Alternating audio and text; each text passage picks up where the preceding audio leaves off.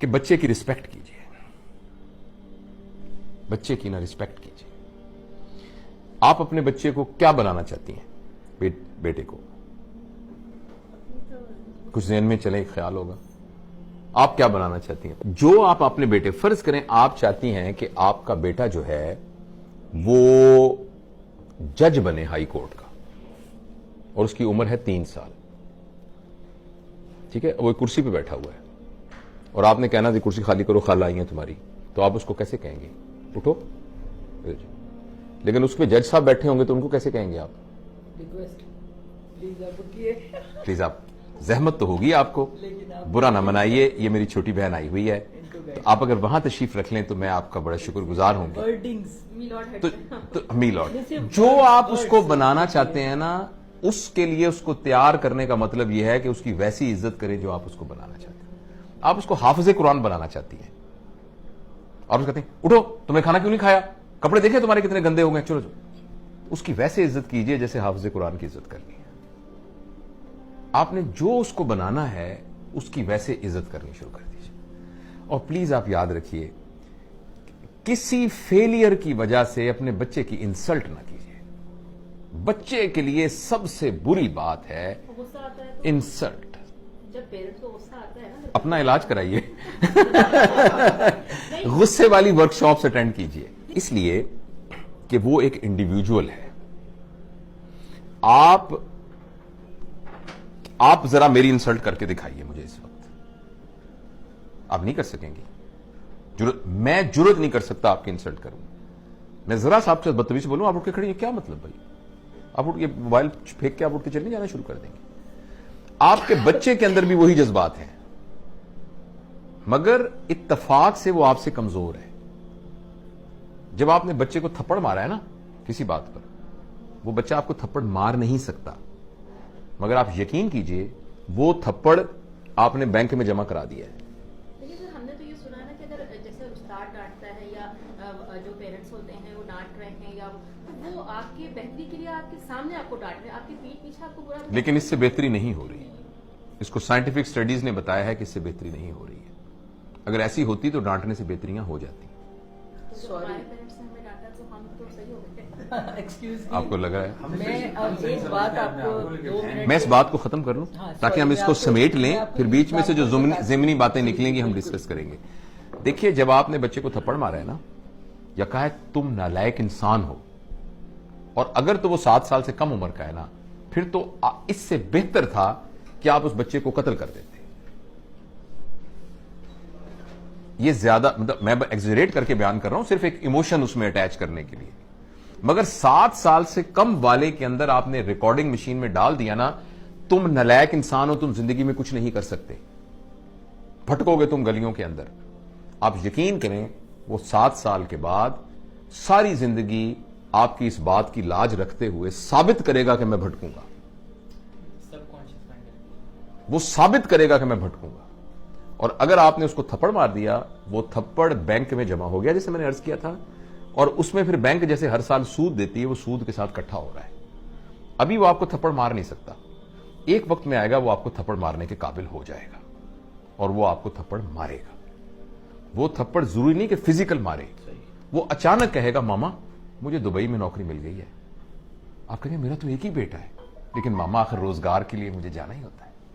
آپ کہیں گے جس کے ساتھ شادی کی ہے نا میں نے، عجیب میں بہو بحال آئی ہوں، حالانکہ میرے بھائی کی بیٹی ہے، پتہ نہیں اس نے کیا میرے بیٹے کے کان میں پھونک ماری ہے، وہ اس کو لے کے دبئی چلی. مجھے جوڑوں کا درد ہے، اس کے ابا کو ہارٹ اٹیک ہوا ہے، اس کو خیال ہی نہیں آیا.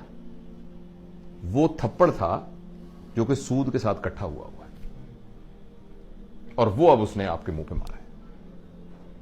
اس لیے بچہ اگر آپ کے ہاں پیدا ہو گیا ہے تو وہ آپ کا میز یا آپ کی کرسی نہیں ہے، وہ آپ کی پراپرٹی نہیں ہے. اور کوئی بھی آدمی، چاہے آپ کا بیٹا ہے چاہے کچھ بھی ہے، وہ انسلٹ برداشت نہیں کر سکتا. انسلٹ کو ریئیکٹ کرنا اس کو نہیں آ رہا اس وقت، اس لیے چپ کر کے ڈر کے بیٹھ گیا. فرض کریں وہ تھپڑ نہیں مارے گا تو اس تھپڑ نے اس کو ساری زندگی کے لیے ڈرپوک بھی بنا. ہو سکتا ہے اس کا یہ ریئیکشن نکلے کہ وہ ساری زندگی کے لیے تھپڑ کھانا، وہ تھپڑ کھاتا رہے گا. وہ بندہ ہوگا جس کو اس کا باس بھی تھپڑ مارے گا، جس کو دیکھیں نا، ماں وہ ہے کہ جب کوئی غلطی کر کے آئے گا تو اس نے ماں کے دامن میں اپنے آپ کو چھپانا ہے، اسی ماں نے اس کو تھپڑ مارا ہے.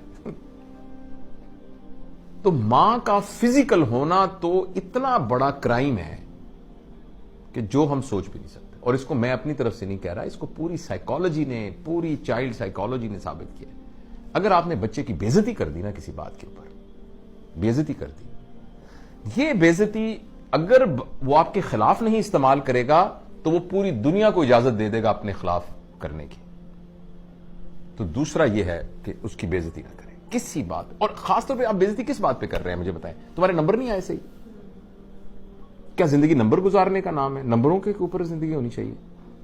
میرے پاس میڈیکل کالج میں اسٹوڈنٹس آتے ہیں 1200. میں پبلک میڈیکل کالج کا ہوں جس میں مفت، تقریباً مفت پڑھائی ہوتی ہے. تو 80,000 بندوں میں سے چن کے آتے ہیں بندے 3,500، جس میں سے 350 میرے پاس آتے ہیں. آپ کے خیال میں وہ کیا بچے ہوتے ہوں گے جو 1200 نمبر لے کے آتے ہیں؟ اور وہ پہلا امتحان جب ہوتا ہے نا، اے اللہ ہمارا امتحان ہو رہا ہے، ہماری سٹیج ہو رہی ہے، کہیں میں فیل نہ ہو جاؤں. کیا یہ وہ بچہ تھا 1200 نمبر لینے والا؟ نمبروں نے کیا کر دیا اس کو؟ آپ صرف اس لیے اپنے بچے کو عزت کریں گی یا کریں گے کہ اس کے نمبر آتے ہیں. اور زندگی گزار میں نمبر ہونے کی کیا اہمیت ہے؟ اتنی سی اہمیت ہے. تو بیسیکلی نمبر لے کے ہم اپنی ایگو کو سیٹسفائی کر رہے ہیں اور بچے کو تباہ کر رہے ہیں. وہ نمبر لے لے، بڑی اچھی بات ہے، میں یہ نہیں کہہ رہا کہ نہیں نمبر لینے چاہیے، مگر یہ نہیں ہے کہ اس کی بے عزتی کریں. آپ پورے پنجاب میں 3,500 لوگوں کو داخلہ ملے گا، 80,000 اپلائی کرتے ہیں، 2 لاکھ خواب دیکھتے ہیں اس کے. تو ان 3500 کے علاوہ باقی ساروں کی ماں باپوں کو یہ اختیار تو نہیں ہے کہ ان کی بے عزتیاں کرنی شروع کر دیں. تو پہلا پرنسپل میں نے آپ کو یہ بتایا کہ 7 سال کے لیے آپ اپنے اوپر ایک پابندی لگا دیں. ٹھیک ہے. دوسرا میں نے آپ سے عرض کیا ہے کہ آپ رسپیکٹ کریں اس کی. جب آپ لوگوں کو ڈس رسپیکٹ کرتے ہیں نا تو پتہ کیا ہوتا ہے؟ یا تو وہ ریٹیلیٹ کرتے ہیں اگر پاورفل ہوں، اگر وہ پاور لیس ہوتے ہیں تو ان کی سیلف اسٹیم اور سیلف ایفیکیسی کم ہو جاتی ہے. ان کو لگتا ہے میں گندا ہوں، مجھے لگتا ہے میں برا ہوں. میرے لیے میری ماں سے بڑی سند کوئی نہیں ہے جس کو میں دیکھ کر، آنکھوں میں دیکھ کر فیصلہ کرتا تھا کیا صحیح ہے کیا غلط ہے. اسی ماں نے مجھے تھپڑ مارا ہے. یعنی میرے اوپر سب سے بڑا فتویٰ لگ گیا ہے کہ میں گندا آدمی ہوں، میں اس قابل ہوں کہ مجھے مارا جائے. کیوں بھائی؟ جو میرے لیے دنیا کی سب سے بڑی مقدس ہستی تھی اس نے یہ فتویٰ دیا ہے کہ تم تھپڑ مارنے کے قابل ہو. اس کا یہ مطلب ہے. تو اب اچھا، یہ تو کہا نا آپ نے بچے، آپ نے بیچ میں آپ کے سوال کا جواب دے دوں کہ جو اب تو یہ وقت گزر گیا آپ کیا کریں؟ اب یہ کریں کہ بچے کو بلائیں اور بلا کے کہیں بیٹا اب تک کی زندگی میں تمہاری تربیت کے سلسلے میں اگر مجھ سے کوئی غلطی ہو گئی ہے تو مجھے معاف کر دو. وہ کہے گا ماما آپ کیا کر رہی ہیں؟ کیونکہ وہ سب کچھ اس کے سب کانشیس میں. اس کا نہیں بیٹا، میرا یہ فرض ہے کہ میں تم سے کہوں، میں نے کوشش نہیں کی، میں نے جان کے کچھ نہیں کیا، میں تم سے بہت پیار کرتی ہوں، تم میرے دل کے ٹکڑے ہو، لیکن پھر بھی میں سمجھتی ہوں کہ تمہارے کانشیس میں، سب کانشیس میں کسی جگہ اگر تمہیں خیال ہو کہ ماں نے مجھے، میں بیٹا معافی مانگتی ہوں، پلیز مجھے معاف کر دو، اور میں تم پر اعتبار کرتی ہوں، میں تم سے بہت محبت کرتی ہوں، اور آئندہ تمہیں میں بالکل نہیں کہوں گی، لیکن تم صرف ایک وعدہ کرو، جو تمہارے دل میں ہو مجھے بتا دیا کرو. لیکن میں تم سے وعدہ کرتا یا کرتی ہوں کہ میں تمہیں آئندہ انسلٹ نہیں کروں. ہاں مجھے کچھ اچھا نہ لگا میں تمہارے ساتھ شیئر کروں گی، میں تمہارے ساتھ آرگو کروں گی، میں تمہیں سمجھانے، لیکن میں تمہاری بےزتی نہیں کروں گی آئندہ پلیز. تو یہ اس کا حل ہے جو بڑے ہو گئے ان کے ساتھ. اچھا